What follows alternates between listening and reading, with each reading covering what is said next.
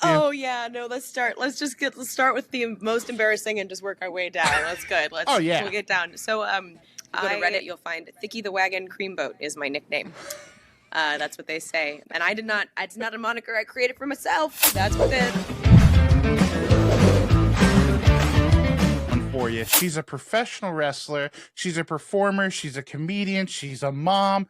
She's honestly one of the most unique personalities we've had on the show.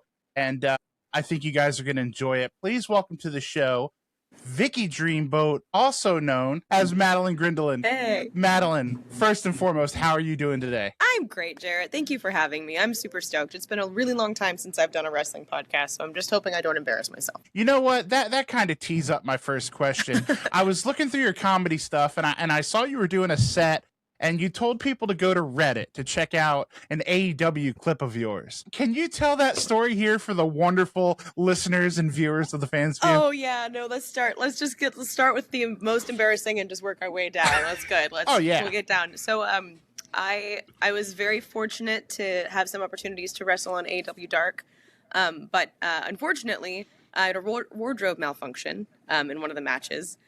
So if the thing I say when I'm doing comedy, the thing that I'm known for is not being Vicky the Captain Dreamboat. If you go to Reddit, you'll find Vicky the Wagon Creamboat is my nickname. That's what they say. And it's not a moniker I created for myself. That's what Reddit does. But it's super funny because you just see like people replaying the clip, and I don't have shame about that because I'm not going to like bury it, pretend it didn't happen. Right. I'm just going to, I'm like more of a lean into it kind of person. Yeah. I think like burying it is like it's the internet, so it's there forever. And it was on TV, so there's that. Nothing to be done. No, you can't memory hole that. And then two, it's just funny to me. It's like one of those things that happens that, you can choose to be embarrassed about it, or you can choose to let it be your name that everybody knows you for after many years of hard work. But yeah, so it's if you go to Reddit and you look up Vicky Dreamboat, that's like, frankly, it's mostly just my butt cheeks. And it was a different time. It was a different time. Hey, I love that for you. This is a mother, by the way, guys. So let's take it easy. Let's take it easy. Well, now that we got that elephant out of the room, let's start at the beginning. Right. What came first for you? A love of wrestling, or just a love of performing and comedy and just all that encompasses? Probably the love of performing. I was not a wrestling fan growing up. I've said this before to people. I didn't have any negative opinions about it. It wasn't really in my, my world, I guess. Right. I didn't start watching wrestling until like a year before I started wrestling. I didn't grow up watching it at all. I didn't have like favorite wrestlers. I kind of knew about it in passing. So I think that it was another avenue for me. Personality is to find the most challenging way to do things and then do it. So I did. So it was like being a wrestler was really exciting, and learning to do that. But I was always a performer. I grew up touring the United States with my mom from the time I was 2 or 3 years old. She was a musician. And so we do that all the time. I basically grew up on stage, which was super cool. Yeah. So it was just another avenue for performing. I love that. That's super unique. Well, when did you said you started watching wrestling basically right before you joined the circus. What kind of made you want to step into a wrestling ring and be like, yeah, let's do this? I think it was twofold. One, I actually was cast in an improv show called Glimmer in Seattle, Jet City Improv, directed by Rebecca Schroeder. Great idea, great premise. And it was essentially the Gorgeous Ladies of Wrestling. It was it was right around the same time that show had come out. But we did an improvised, an improvised play, basically, a la Glow in the 80s, right? And so that was inspiring to me. But the reason that I ever stepped foot in a ring was because of that improv show, because the guy that I'm now married to, Alex, who was Alexi Suplexi, he was taking wrestling classes at Evolve Fitness in Seattle. And so he's like, hey, the girls should come and try to take a bump and see what the vibes are, I just give it a shot. And so I did, and I fell in love with it right away. I was like, this hurts. I love it. Not really, but... I've always been a rough and tumble gal, and I had, like I said, started watching wrestling right around the Women's Revolution. So I think seeing those 4 or 5 women who had really kickstarted women's wrestling to be what it is today, that was inspiring. It all kind of happened at the same time. Right. So you're just a glutton for punishment is really what it is. Apparently. And an absolute psychopath. I love that. Again, I love that for you. Where did you end up training? Where did you get your wrestling training from? The majority of my training was from Cody Rhodes and QT Marshall at the Nightmare Factory. So Glacier as well, Luke Sampson. Those were the 4 people who did, and Vari Morales too. Those were the 5 people who did most of my training. But, at the Nightmare Factory, you are under the tutelage of Cody and QT. It's their baby. Yeah, for sure. I mean, you picked one hell of a school to train at. What was that training like? Obviously, people, they see the glitz and the glamour, but they don't see all those, the rashes from the ring ropes and all the bumps you got to take before you get to step out in front of the, the live crowd. Well, first, I'd be remiss if I didn't say how important it was that Coach Ian was there too. And people don't always, I think now they're in a different facility, so he's not there. But Coach Ian was the strength and conditioning coach. And that piece of it is so, so important. So the amount of like running the ropes of just resistance training, strength training, weightlifting that you're doing just to be in good enough physical shape. I mean, and I was one of 2 girls, right? So I'm like, I'm lifting guys over my head. Like you have to be strong. You have to be safe, right? In my camp, it was in one of the camps. So I think like that's an important part of it that people don't think about, right? I mean, my days where I'd get there at 1 and I wouldn't leave until 10 or 11 if I was doing the night class, which I was on my second camp. I got hurt the first camp, so I had to come back. And then I got to train with the advanced class later on because I'd been around for a while. So you're like 1 p.m. to 11 p.m. with like a 30-minute break maybe to eat a protein bar, right? Like it's all what you make of it. Some people were not psychopaths, maybe took longer breaks. I did not because I was trying to streamline being as good as I could as fast as I could. And that was the vibe. It was just like put in the work. They say their motto is do the work. So I took them at their word and I did it. I love it. Not only are you a glutton for punishment, you're an absolute psychopath in the best way as well. That's probably why wrestling was working out for you. My husband might disagree with you that they're the best ways, but we're gonna leave that for further interpretation. Before you were Vicky the Creamboat, you were Vicky the Dreamboat. that name, that moniker alone screams personality. How did that character kind of come together for you? So we were doing SOS Pro Wrestling in Seattle. This is before I actually was professionally trained. I was just like character wrestling, really. I was basically just cutting promos for them. And then they were like a couple of the really nice vets were helping me through very basic matches before I had ever really been fully trained. Dean Cooper, who TUG, Tug, Ultimate Guy, that's what he was going by in Seattle. He helped me quite a lot. And we were all kind of brainstorming. I was going by Stacy Sparkles. So if you go like way back to like 2020 when we were doing pre-recorded matches in our friend's backyard before I was ever trained, so please don't judge me. It's really bad. It's true. They're great. I'm terrible. It's god awful. Really bad. But I was going by Stacy Sparkles and I was like, I want to do, I am a boat captain by trade. I was a 100-ton merchant mariner credentialed captain in Alaska. So that's where I did all my sea time. Right. And then I was running boats, driving boats in Seattle, driving boats in Alaska. So I wanted to do something that was true to me. And, I mean, who doesn't love Ricky Steamboat, right? So you got Ricky the Dragon, Steamboat. I became Vicky the Captain, Dreamboat. It's all fit in, all the right syllables. I love it. I love a good play on words. I love that so much. Oh, my goodness. We're having a little bit of connection issue, but there we go. Okay, you're back now. You froze for a second. I can edit around all that, though. Don't worry. Ooh. Yeah, I can't get Vicky Dreamboat out of my head. Not good at Thank all. you for that. Well, at least we're not live. What the heck? Might have lost you. I wonder if he'll let me come back.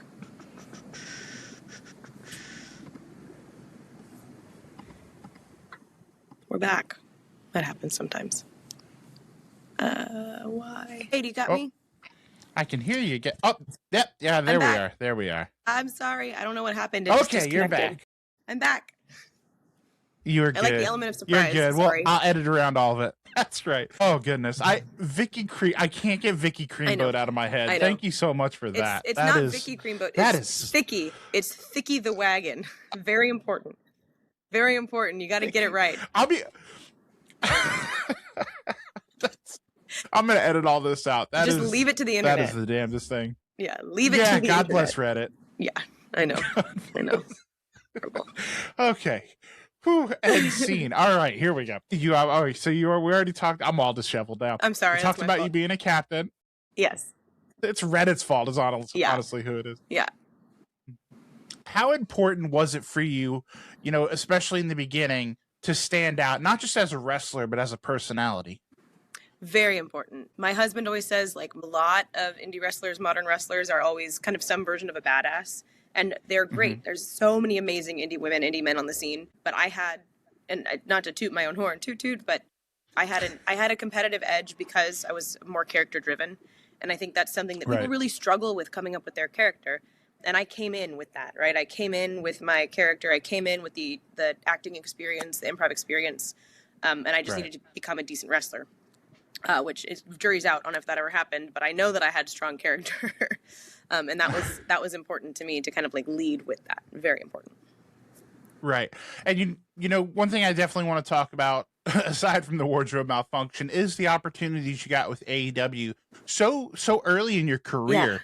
Yeah. You know, what were those opportunities like for you, you know, and excuse me, you know, what did that mean to your career, I guess, early on? It was a huge deal. And it was, I mean, everybody still wants to have a dark match, right? But it was kind of at a time where indie wrestling was booming off of those dark matches. Like, not just people at the Nightmare Factory, but people at when it was One Fall, right? Like people at all of the, I would say competing, but there's so many schools all over the place.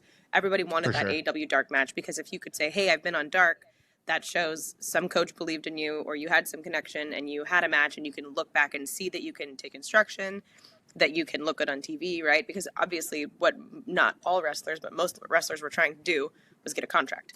And they wanted to, you wanted to be able to show, I can look good on camera. Wardrobe malfunctions notwithstanding. And so I think getting that opportunity, I owe it all to Cody and to QT. I really do. Because they're the reasons that I had that at the time. And I think that I got to wrestle one of my best friends in the world, who's Robin Renegade. And I was her first win on AEW. And so that moment and getting to do that, us planning our match, right? Like that was so special, because she was one of the first people I wrestled, first women that I trained with when I was at the Nightmare Factory. And she was my showcase match for the Nightmare Factory's the camp that I ended up doing. Very cool. Hey, you. Yeah, watching this right now. I see you. If you're enjoying what you're watching, I've got one quick favor to ask, and it only takes a second, costs you nothing, and makes a huge difference. If you could go ahead and hit that like button, maybe drop a comment. If you haven't already, make sure you're subscribed. Doesn't seem like much, but for small creators, it's everything. So let's help more people find this channel and keep the content coming. And honestly, I'm pretty sure the podcast will be really grateful. So if you're having fun, you like what you see, make it official, click those buttons, and the Fans View podcast, we'll see you next time. Very cool. Very cool. Do you feel like those appearances changed your confidence level or how you viewed yourself in the pro wrestling business? Yes, it's weird because it simultaneously made me more confident and less confident at the same time. It made me more confident because I had the opportunity and I was able to not exactly like hold my own, but I was able to complete the task, right? And get good feedback. But there are elements of it where all I could do is watch back and be like, man, I suck. I really took that crossbody I really did that crossbody like crap. I think it's and wrestling's like that, right? It's so hard because you can plan your whole match and you can be so ready, and then you can get out there and you go, well, none of that looked the way it looked in my head. Right. And comedy, I mean, I mostly do improv comedy, but I've been doing stand-up comedy lately too. And stand-up's the same way. I mean, you can conceptualize a bit, you can write it, you can have your perfect setup punchline, and then you get out there and you're like, oh, nobody else thought that was funny. Cool. Mental note taken. Taken. That's a perfect segue too. And not that you're definitely not retired from pro wrestling, but it seems like you've maybe transitioned into a new season of life, if you will, with the comedy. Obviously being a co-owner of a comedy club, being a performer, like you said, doing a lot of stand-up. How did comedy enter your life? So I mentioned earlier that I met my husband on a comedy wrestling show. But it's improv comedy, so that means everything's made up on the spot, right? Like, whose line is it anyway, or like Wild and Out. So that was how we met, and I had started doing that. And we actually moved to Florida so that we could open First Coast Comedy, which is where I am right now, if you want to see. This is my club. I love it. I'm on my computer, so you can't, it's not all the glitz and glamour, but. So we opened this up in 2021, and I've been performing improv at a professional level ever since then. And I think that now, I just within the last 3 months have started doing stand-up. And that's like my husband and I, we joke, that's our date night because it uses a totally different part of your brain. But improv was my comedy, and performing has been my first love for a long time. And it made a big difference with wrestling too, because being able to, improvise on the spot Right. not just in your match, like physically, but also just character wise, interacting with your partner, interacting with the crowd. I think that's something a lot of people really struggle with when they first start. And again, like that was my bread and butter. That's where I was like, I can do the promos all day long. Like, sign me up. I don't think I'm any good at wrestling, but I can promo like nobody's business. Absolutely. No, it's definitely a big piece of the pie that, like you said, a lot of people struggle in that department. And you pretty much had that thing nicked from the word go. How similar do you think, and a lot of people talk about this, Dolph Ziggler, is one of the people that really talks about it a lot. How similar do you find wrestling and comedy when you really break it down? Very, very. And I actually think that improv is closer than stand-up to wrestling. A lot of wrestlers that I know are stand-ups, right? Not improvisers. Improv gets a bad rap, partially because of stand-up, because stand-up comedians love to rag on it. It's harder, so whatever. Right. But they're both equally hard for different reasons. But I will say that the parallels are insane. I mean, Alex, my husband, and I have talked about teaching like an improv for wrestlers course. Because the skills that you use translate so perfectly. They are married, right? Right. For sure. And that's kind of what I was getting at. Do you kind of approach a match like a comedy set sometimes? And the other side, like you said, you can lay out your set just like you would a match, and one spot goes wrong, one joke lands a little oddly, and then the rest of it's just blown to smithereens. Well, just getting back to improv comedy and what we usually do. I mean, you have no idea what you're going to do. You know that you're playing a game called Blind Line, right? And you know what the parameters are of the game, but you have no idea what's going to come out of the other person's mouth. You have no idea what line you're going to draw. You have no idea what you're going to say, and you have no idea how you're going to justify that, for example. And so I think that ability to think on the fly, and that's some of the best wrestlers, like, they're calling things as the match goes on. They know, like, okay, we'll do this, right? They know what those 3 key points are. But aside from that, it's take this, do this. You're working together, you're dancing. And improv, more so than stand-up, translates to that, because you have no choice but to think on the fly. That's the whole thing. For sure. We've kind of touched on it a little bit throughout this interview, but you're a professional wrestler, you're a comedian, you're a club owner, you're a wife. Most importantly of all, I would say you're a mom. Yep. How difficult do you find it to kind of balance the work life with the home life, with just everything you've got going on? How do you find that balance? I haven't yet. Okay. You can get back to me I can get back to you in a couple years if I figure it out. Okay. No, we don't have family here in Jacksonville. So when I go to work, like, we have really close nannies and friends who take care of the kiddos, because I have a 7-month-old and a 2.5-year-old. And so I would say that, like, my husband is a teacher now, so he teaches during the week. So I'm with the kiddos running our business and running their lives all day long. And I'm still trying to strike the perfect balance. I'm nursing a baby. Like, I'm trying to homeschool a 2.5-year-old, do all the things. I think the biggest thing for me is just remembering to do it from a place of joy, and for me to glorify God, right? Like, for me, that's the biggest thing, is, am I glorifying God in what I'm doing? And sometimes the answer is no, and I'm trying. I'm doing my best. So what you're saying is you have plenty of free time then, right? Oh yeah, that's all I have. I just lay around and eat just snacks. Swimming in it. Yeah. I love it. Just on the beach all day, every day. I get it. I get the vibe. We talked about you not being retired. When do you think we might see Vicky Dreamboat or Thicky come on back out and jump in the ring? Is there anything, in the foreground that you see maybe? I've had 2 or 3 different promotions knocking at my door, and I would love to go back. My kids are going to take precedence for now, which I know is lame. Yeah. When you're nursing a baby, it's like children, no, they're amazing. When my son is totally weaned and I'm not nursing him anymore. The other thing is when they're not so dependent on me that if I get hurt, like, they can't live, Right. Absolutely. So I don't want to put a time on it. There might be something at the end of the year that could be happening, but it would be here in Jacksonville. But I didn't sign an NDA, but I should have. So if you just follow all the Instagram accounts, follow Vicky Dreamboat and Mad Grin Comedy for updates on that. But I can't tell you any specifics. I love it. I'll have to wring it out of you off camera. Yeah. Before I let you go, and this has been so much fun, thank you again for giving us your time. I know you're crazy busy. Thanks for I have to ask you my 2 favorite questions. Oh, I can't wait. The first of which is this. At this stage of your life, obviously you're a young woman. You know, you've got a family. What do you deem success? How do you define the term success? It's there's this, the answer is going to be multifaceted, so I hope you don't mind taking another couple minutes here. As Please. a mother, right, success is like your children taken care of, loved, fed. Success for me as a mom at the end of the day is when I lay down with my daughter and she goes, "I love you, mommy," and then falls asleep easily without fighting me. That's great. Success, boom. And with both my kids, really, right? Success as a business owner isn't just all the butts in the seats. It's building a community. And I think that right now we are successful, not just because we're in the black for the year, but because we have a community of people that love being at our theater, that love First Coast comedy. And we have basically our own little family that we've built from this community. And the same is true of my kids, right? It's like they are part of this community. They're enmeshed in it. So success is community building and positive community building at that. Love that. I love that so much. And last but not least, my final question for everybody. This is the Fans View podcast. Yeah. It's in the branding. I see it. Outside of professional wrestling, what are you a fan of? Oh, man. Okay, this is super embarrassing, but I'm going to say it. I've never said this on a podcast before. My favorite show in the world is called Jane the Virgin.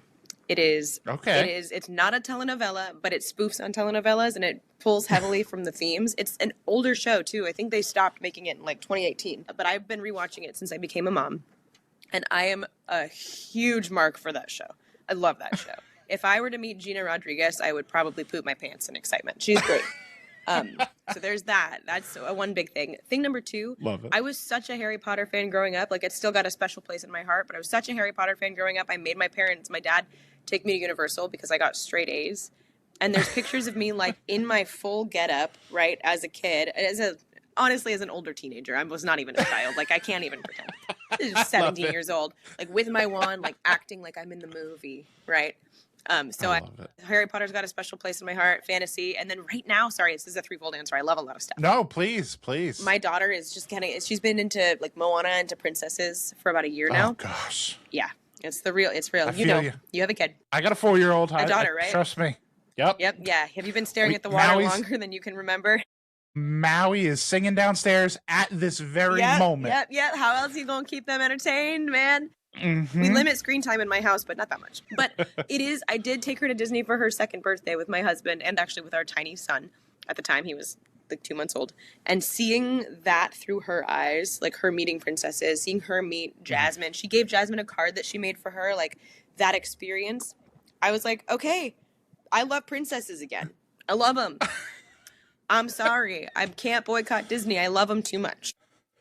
I love it. I love that.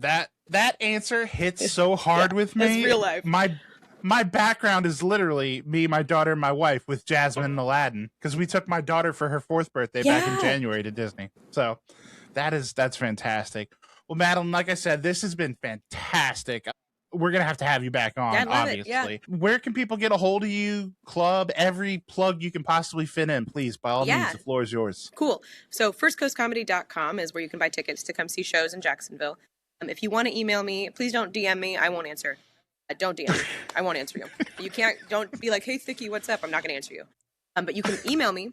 It's Madeline, Madelaine, at firstcoastcomedy.com. That's all over our website, too. You're welcome to do that with business inquiries. You can even ask me about wrestling there if you want. You want to ask me wrestling questions, you can email me. I will get back to you in 5 to 7 business years. And then the months, maybe business months. But I will respond to you if you email me. But I won't respond to you if you DM me, so please don't. But you can follow me on Mad Grin Comedy, which is on Instagram, and then at Vicky Dreamboat. I don't update that one as much. And then on Facebook, too, you can follow Vicky Dreamboat.